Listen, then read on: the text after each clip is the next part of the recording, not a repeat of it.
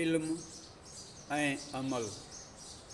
सूफ़ी पंहिंजे ज़ुहद व तक़वा ऐं दुनिया खां किनारा कशी जे करे हर आयत खां वाक़िफ़ु हूंदो आहे ऐं हर दफ़े तिलावत करण सां मथनि नवनि नुक़्तनि ऐं इसरारनि ऐं रमज़नि जो इनकशाफ़ थिए थो ऐं हर दफ़े सम्झ ऐं अकुल जे लिहाज़ खां मथसि नए अमल जो आगाज़ थिए थो, छाकाणि त हू सम्झण खां पोइ उन ते अमल बि करे थो।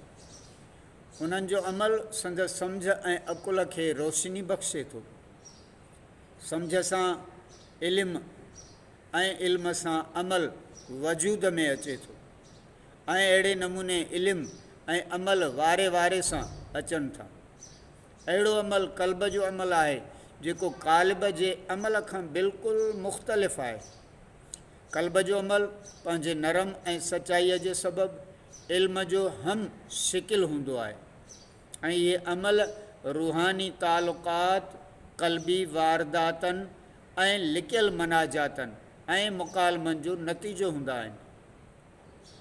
जॾहिं उन्हनि मां कंहिं बि हिक ते अमल कनि था त संदन मालूमात में नओं इज़ाफ़ो थिए थो ऐं अहिड़े नमूने हू आयतनि जी सम्झ ऐं फ़हम जी नई फ़िज़ा खां वाक़िफ़ु थियनि था।